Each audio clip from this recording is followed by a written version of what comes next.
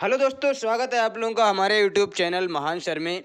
और आज हम फिर लेके आए हैं आप लोगों के लिए 15 बेस्ट क्वेश्चन इकोनॉमी के अर्थशास्त्र से संबंधित कुछ सामान्य ज्ञान।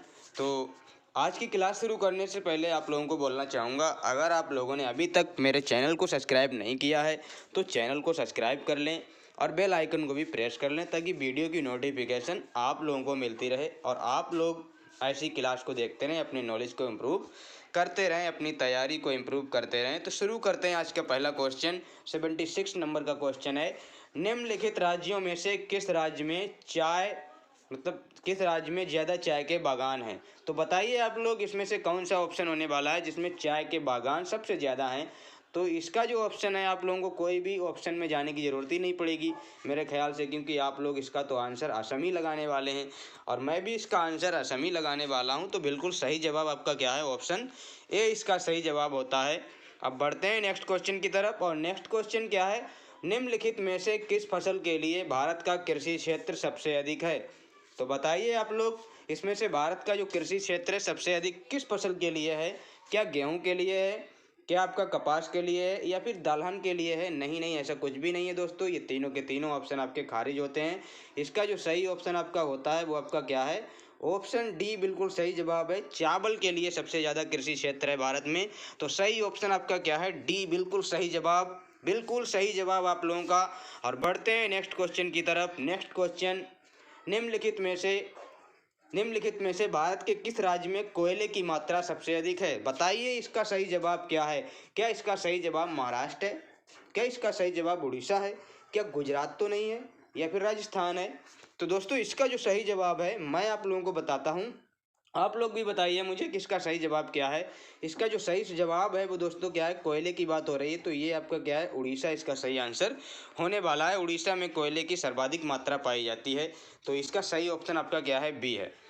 अब बढ़ते हैं नेक्स्ट क्वेश्चन की तरफ, और नेक्स्ट क्वेश्चन क्या है, राष्ट्रीय ग्रामीण विकास संस्थान कहाँ है। ये वो क्वेश्चन है जो आप लोगों को कंफ्यूज कर देगा। आप लोग इसमें 100% गलती करने वाले हो। क्या इसका सही ऑप्शन आपका हैदराबाद है, क्या इसका पटना है, क्या इसका दिल्ली है, क्या इसका शिमला तो नहीं है कहीं। आप लोग बताइए इसका सही ऑप्शन क्या है। आप लोग आंसर अगर दे भी रहे होंगे तो मेरे ख्याल से गलत ही दे रहे होंगे। तो इसका जो सही आंसर है मैं आप लोगों को बता देता हूँ, इसका सही आंसर ऑप्शन ए है। ऑप्शन ए, हैदराबाद में राष्ट्रीय ग्रामीण विकास संस्थान है। नेशनल रूरल डेवलपमेंट इंस्टीट्यूट आपका कहाँ है, ये आपका हैदराबाद में है। इसका सही ऑप्शन ए बैठता है। बिल्कुल सही जवाब आप लोगों का ए। और बढ़ते हैं नेक्स्ट क्वेश्चन की तरफ। नेक्स्ट क्वेश्चन क्या है, भारत में अधिकतर बेरोजगारी किस क्रम की है। किस तरह की आपकी बेरोजगारी भारत में पाई जाती है। क्या भारत में जो बेरोजगारी है वो चक्रीय है, क्या संरचनात्मक है, क्या तकनीकी है, क्या घर्षणात्मक है। मतलब किस तरह की है, चक्रीय मतलब कि एक तरीके से मतलब लोग चक्कर खाते रहते हैं, उनको रोजगार नहीं मिल पाता है, हर एक क्षेत्र में क्या है उनकी बेरोजगारी मिलती है। क्या आपकी क्या है, संरचनात्मक है। यहाँ पे जो आपकी जो बेरोजगारी है वो संरचनात्मक है। संरचनात्मक बोले तो किस तरह की है कि यहाँ का जो स्ट्रक्चर है, स्ट्रक्चरल बेरोजगारी ज़्यादा है। यहाँ का मतलब कोई सिस्टम ठीक नहीं है कहीं पे, मतलब कोई भी व्यवस्था ठीक नहीं है। क्या तकनीकी बीमारी है, ये भी यहाँ पे तकनीकी बेरोजगारी भी नहीं है, घर्षणात्मक भी नहीं। सबसे ज़्यादा जो है आपकी, वो आपकी क्या है, संरचनात्मक व्यवस्था, संरचनात्मक जो आपकी क्या है बेरोजगारी, ये सबसे ज़्यादा यहाँ पे है। इसका सही ऑप्शन आपका क्या है, ऑप्शन बी बिल्कुल सही जवाब है। ये बेरोजगारी जब मैं आपको इकोनॉमी पढ़ाऊंगा तो इनके सारे क्रम, सारी चीज़ें, सारी चीज़ों की डिफिनेशन, सारी चीज़ों के उदाहरण मैं वहाँ पे मतलब स्टेप बाय स्टेप आप लोगों को बताऊंगा, एकदम बेसिक से बिल्कुल। तो यहाँ पे बढ़ते हैं। नेक्स्ट क्वेश्चन क्या है हमारा, नेक्स्ट क्वेश्चन क्या है, 81 नंबर का क्वेश्चन, वर्ल्ड डेवलपमेंट रिपोर्ट का प्रकाशन कौन करता है। वर्ल्ड डेवलपमेंट रिपोर्ट किसका वार्षिक प्रकाशन है। ये किसका वार्षिक प्रकाशन है, कौन ये करता है। क्या आईएफओ करता है, क्या डब्ल्यूटीओ करता है, या आईबीआरडी करता है। आईबीआरडी। तो बताइए आप लोग इसमें से सही ऑप्शन आपका क्या है। मैं यहाँ पे सही ऑप्शन बताता हूँ, इसका सही ऑप्शन क्या है, आईबीआरडी इसका सही ऑप्शन है। और ये जो आईबीआरडी है क्या है, क्या है इसका, इसका जो सही ऑप्शन है क्या है, international bank for reconstruction development इसका क्या है, इसकी फुल फॉर्म होती है। और इसमें 189 आपके क्या मेंबर हैं, और 1944 में इसका क्या हुआ था, फॉर्मेशन हुआ था। और इसका जो हेड क्वार्टर है वो वाशिंगटन डीसी में है। दोस्तों याद रखना, ये बहुत ही अच्छी मतलब एक संस्था है जो वर्ल्ड वार 2 के बाद ये बनी थी। तो इसका सही ऑप्शन आपका क्या है, ऑप्शन सी। और बढ़ मानव विकास सूचकांक किस अर्थशास्त्री की देन है? तो कौन सा अर्थशास्त्री है जिसने मानव विकास सूचकांक को जन्म दिया है? तो इसका जो दोस्तों सही ऑप्शन है वो आपका क्या है? महबूबुल हक है। पहला ही ऑप्शन इसका सही है, महबूबुल हक। इसका सही ऑप्शन होता है महबूबुल हक। बढ़ते हैं नेक्स्ट क्वेश्चन की तरफ। नेक्स्ट क्वेश्चन क्या है? राज्य स्तरीय मानव विकास रिपोर्ट जारी करने वाला प्रथम राज्य कौन है? ऐसा एक राज्य है जिसने अपने राज्य वार अपना क्या है? मानव विकास रिपोर्ट जारी कराया है। तो क्या केरल है? ऐसा केरल भी कर सकता है, राजस्थान है, यूपी तो ऐसा नहीं कर पाएगा, मध्य प्रदेश।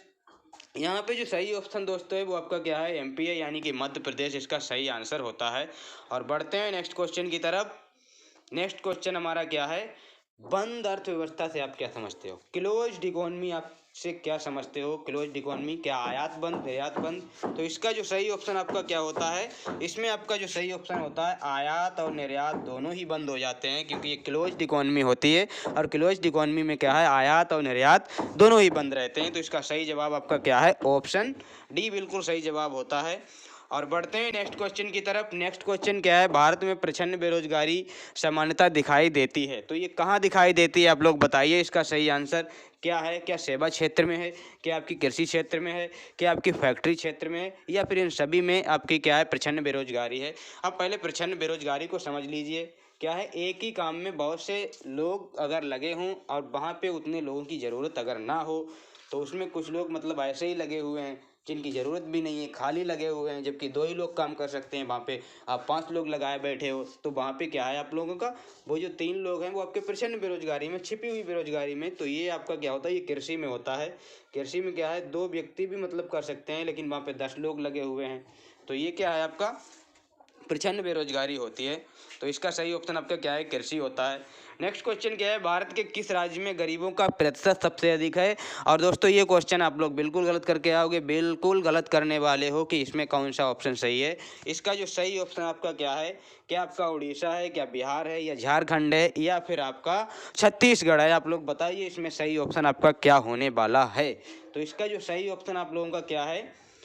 सही ऑप्शन आपका क्या है? यहाँ पे प्रतिशत के आधार पे पूछा गया है। क्या पूछा गया है? प्रतिशत के आधार पे पूछा गया है। तो प्रतिशत के आधार पे आपका क्या है? उड़ीसा आपका इसका आंसर होगा।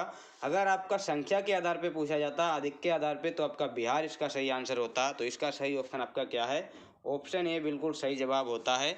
और देखते हैं इसका राइट आंसर क्या है। राइट आंसर आपका क्या है? Option A. और बढ़ते हैं नेक्स्ट क्वेश्चन की तरफ। नेक्स्ट क्वेश्चन क्या है? भारतीय अर्थव्यवस्था के उदारीकरण का अग्रदूत किसे कहा जाता है?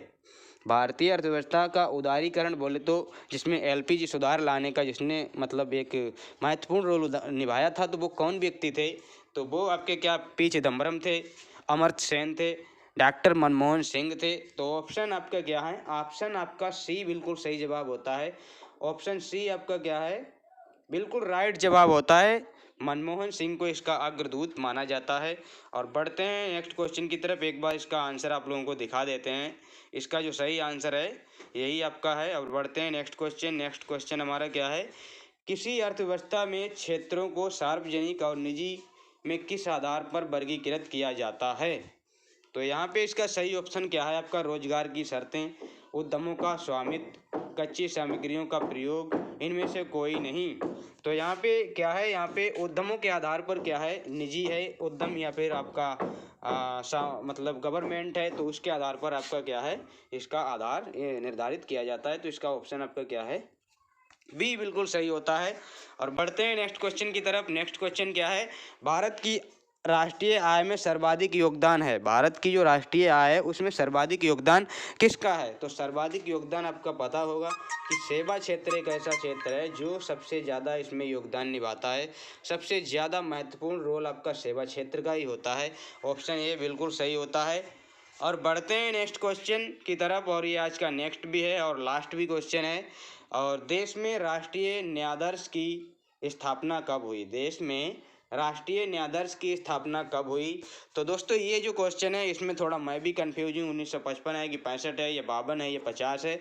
मैं इससे बिल्कुल अनभिज्ञ हूँ, मुझे इसके बारे में कुछ भी नहीं है कि देश में राष्ट्रीय न्यायाधीश की स्थापना कब हुई। फिर भी आप लोग इसका आंसर देना, मैं भी इसका आंसर कुछ भी लगाने की कोशिश कर रहा हूँ। कुछ भी बोले तो कोई भी आंसर टिक करूँगा और देखता हूँ उसका सही आंसर क्या होने वाला है। तो मैं यहाँ पे राष्ट्रीय न्यायाधीश की स्थापना को यहाँ पे टिक करने वाला हूँ। मैं यहाँ पे क्या टिक करता हूँ? ऑप्शन डी मारता हूँ, देखता हूँ क्या है। मुझे देखिए पता नहीं है इसमें क्या होने वाला है, गलत भी हो सकता है, तो आई एम नॉट श्योर कि इसमें क्या होने वाला है। तो देखते हैं, एक बार चेक करते हैं। बिल्कुल सही जवाब आपका ऑप्शन सी है। मैं इस पे लगाने को सोच रहा था लेकिन नहीं लगा पाया, क्योंकि तुक्का तो तुक्का ही होता है ना, कहीं भी लग जाता है। तो इसका सही ऑप्शन आपका क्या निकला है कि मैंने पहले ही बताया, मुझे नहीं नॉलेज था। तो देश में राष्ट्रीय न्यायाधीश की स्थापना आपकी 1950 को होती है। तो ये क्वेश्चन कैसे आप लोगों को लगे हैं? अगर अच्छे लगे हैं तो आप लोग बताइएगा कि अच्छे लगे हैं, और अच्छे लगे हैं तो वीडियो को लाइक करें और हमारे चैनल को क्या कर दें, सब्सक्राइब कर दें, और बेल आइकन को भी प्रेस कर लें ताकि वीडियो की नोटिफिकेशन आप लोगों को मिलती रहे और आप लोग ऐसे ही हमारी वीडियो देखते रहें, अपने नॉलेज को इम्प्रूव करते रहें। तो मिलते हैं नेक्स्ट वीडियो में, तब तक के लिए धन्यवाद।